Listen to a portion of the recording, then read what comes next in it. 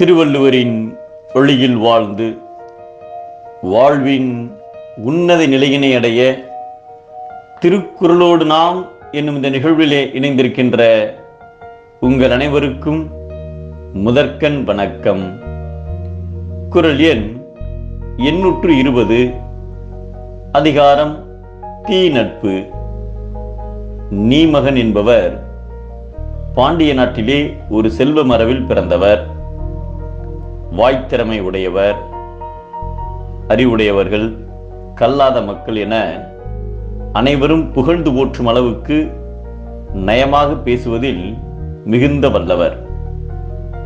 பொதுவாக நடக்கின்ற நிகழ்வுகளில் தனக்கு காரியமாக வேண்டுமென்றால் அதற்கேற்றவாறு பல புது கதைகளை புனைந்து தனக்கு வேண்டியவற்றை சாதித்துக் கொள்வதில் வல்லவர். தற்புகழ்ச்சி உடையவர், பிறருக்கு உதவுவது போல நடந்து கொள்பவர்.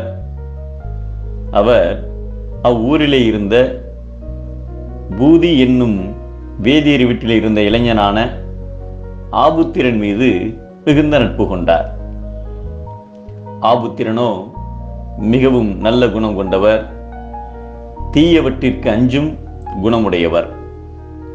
ஒரு நாள் ஒரு வேள்வி நடந்து கொண்டிருந்த பொழுது அங்கே சென்ற ஆபுத்திரன் வேள்வியில் உயிர் பலி கூடாது என்று கூறினார்.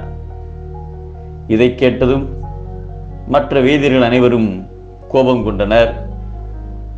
அப்பொழுது ஆபுத்திரனின் உடன் இருந்த நீமகன் வேதியரிடம் சென்று, இந்த ஆபுத்திரனின் தாய் வாரணாசியில் பிறந்தவர், அவர் பெயர் சாலி, அவர் ஒழுக்கம் கெட்டவர், அவருக்கு பிறந்தவன்தான் இந்த ஆபுத்திரன் என்று ஒரு புதுக்கதையை கூறி இவரை இந்த வேதியர் குலத்திலே சேர்க்காமல் தள்ளி வைக்க வேண்டும் என்று எல்லோரிடமும் எடுத்துரைத்தார்.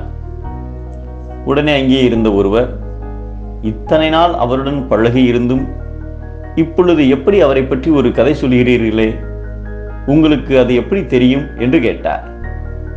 அதற்கு நீமகன் தான் இச்செய்தியை யாருக்கும் சொல்லக்கூடாது என்று இருந்ததாகவும் இச்செய்தியை ஆபுத்திரனின் தாயே அவரிடம் சொல்லதாகவும் அவர் கூறினார்.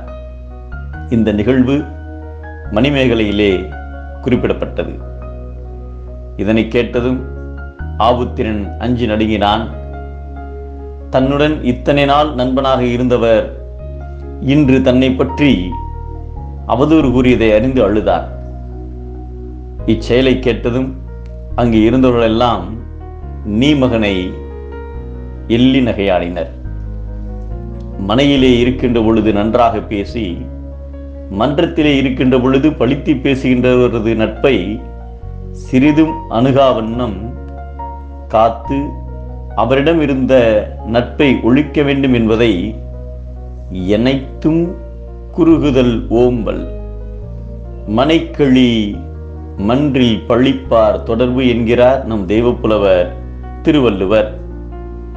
தீய எண்ணமுடையவரின் நட்பை ஒழிப்போம், நல்லவரின் நட்பை ஏற்போம்.